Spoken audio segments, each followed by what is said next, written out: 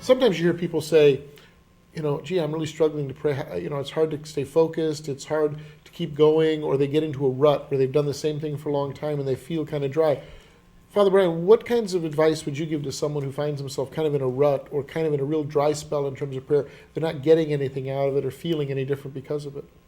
Well, first of all, I guess I'd say, that prayer is not a task that we do that has measurable success. So even if we have the feeling that not much is happening to me that I can gauge, that's not a reason to stop or to give up, because it's entering into a relationship, as Tami said to us before. And in doing that, we have to leave ourselves open to the Lord and not try to steer it completely ourselves. But I think if we do feel that we're just kind of spinning our wheels in prayer, that could be a signal that perhaps we ought to just try a few other approaches to it. Prayer can mean many different things. It really is entering into a conscious relationship with God. But the way I do that can vary.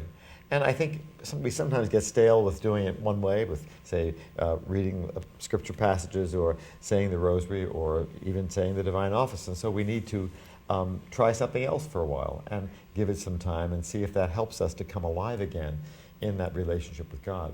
I mean, the most important thing is the relationship itself. It's entering into the presence of God. And whatever helps us to do that is successful prayer, Mm-hmm. I think the structures, as Tami mentioned before, having a regular structure in your day is the most important thing. And if we can do that and then try different approaches, usually we'll find something that is peaceful and supportive, nourishing to us.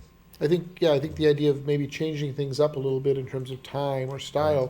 Right. Many Catholics are used to the form prayers they were taught as children, which is important that we all know them and use them. But sometimes if you've been doing that for a number of years, you just don't seem to be going anywhere, so to speak.